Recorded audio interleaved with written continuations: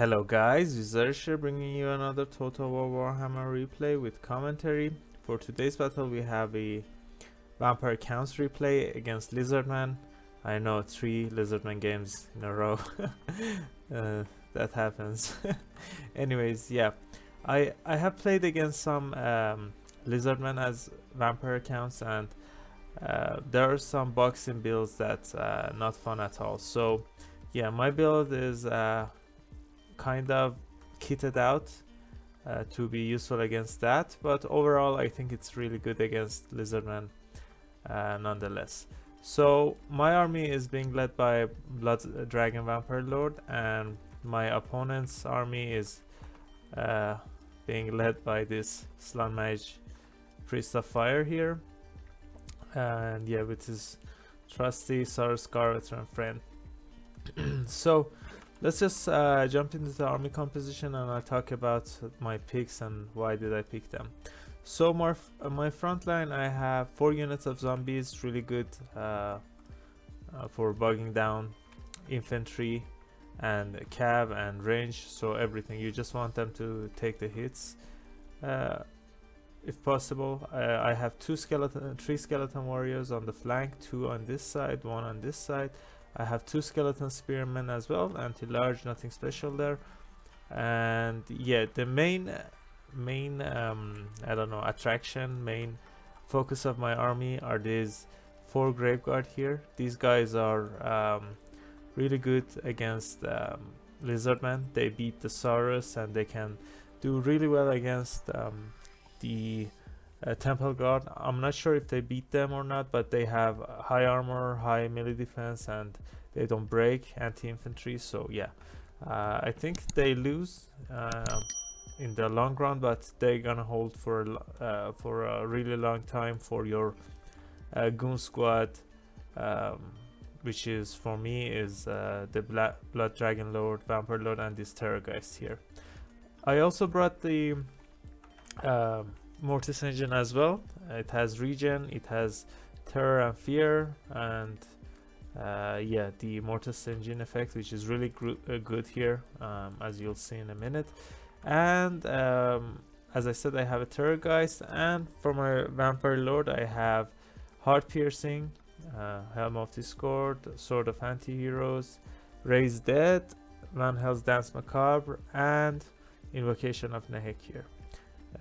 I also have Pestilent Breath and Honor or Death. Did I say that right?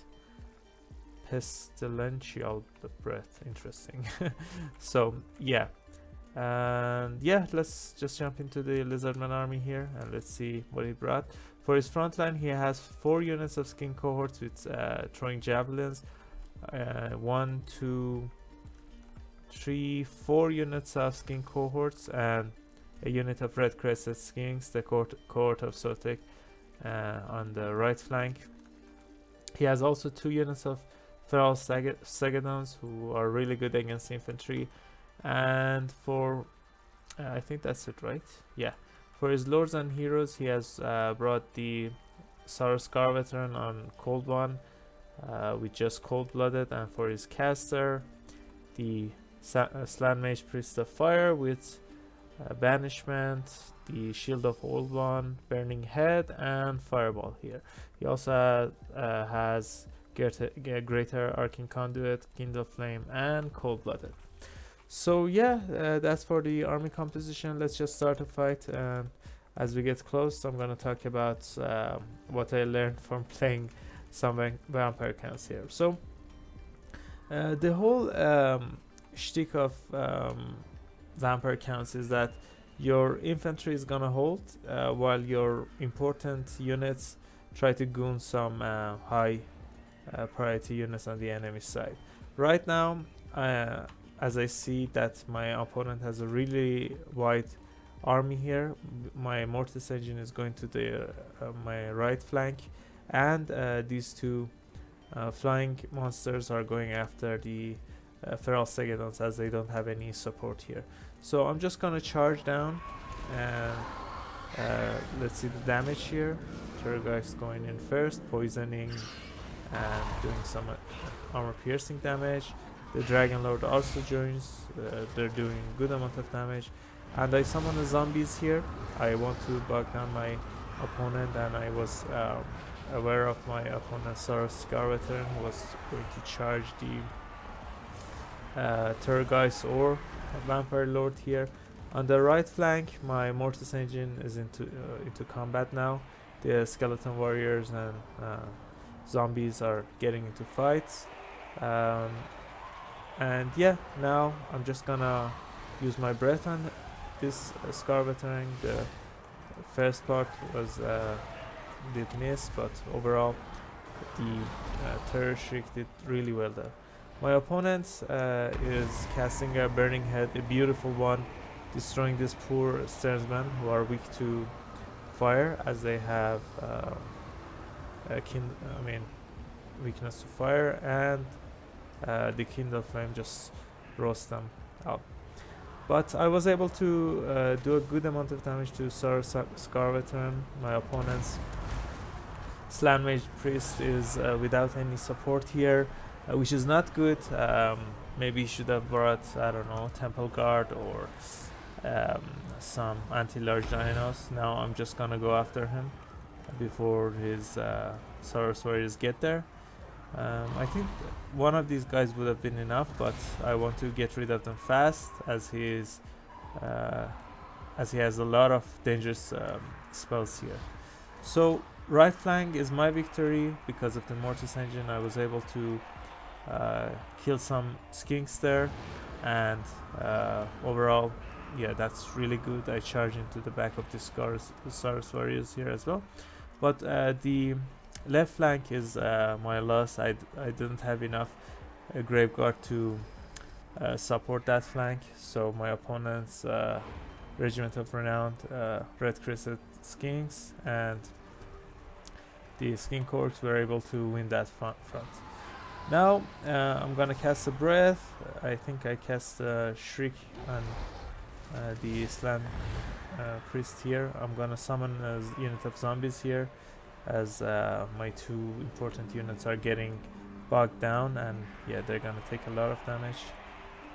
I don't summon here. Yeah, right now. I'm gonna summon, now these units are all gonna be bogged down. I'm gonna turn around, go after the Slan Mage Priest. I have my cooldowns, my abilities off the cooldown now. I think the Helm of Discord and Heart Piercer is off the cooldown right now. No, so the sword is off the cooldown. So yeah, that's a crazy amount of damage. This poor Slan is getting destroyed. He's able to cast his Shield of Oban, and now he routes. But yeah, I think I'm gonna be able to finish him off. My opponent brings his cohort here, and if I dive down here, these guys have really high speed and poison, so I'm just gonna finish the Slan with my Shriek here with the breath attack. And with that done, I think the Scar veteran is 2 damage. He's gonna die too, I suppose. No, he's fortunately for my opponent, my Dragon Lord misses his attack, but yeah, there's not many units left. My opponent was focusing the Mortis engine with his Stegedons, but I pulled it back, and yeah, now it's gonna come back. Yeah, my opponent's army breaks. So yeah, let's just jump into the army stats and see how we did there. The dragon, the Vampire Lord, Blood Dragon Vampire Lord did really good. 2000 damage value. It's a lot of healing. He had his HP, so he could have fought for more. The zombies, as expected, don't stand a chance against these high weapon strength Saurus here. The skeleton warriors did kind of better, especially this one. I don't know, I think I forgot to fight with this one, or it got to the front lines late. The skeleton spearmen, okay. The Graveguard did okay, not nothing special there, but yeah, they were able to hold the front line for a long time, so I'm happy there. These two units doing a lot of damage here, and Mortis Engine doing 9,000 damage, which is really good. It still had much to give. My opponent's land doing a really good job here. 17,000 damage. That's freaking crazy. I think he used 2 banishments and a burning head. That's all that damage comes from. The Saurus veteran, poor guy, was isolated and destroyed. My opponent's front line, the Saurus did okay, nothing special there. So yeah, I think these two did fine as well. So yeah, the Slan of Fire MVP on my opponent's army. Even though he had a lot of weakness, he had no support, but yeah, he did fine.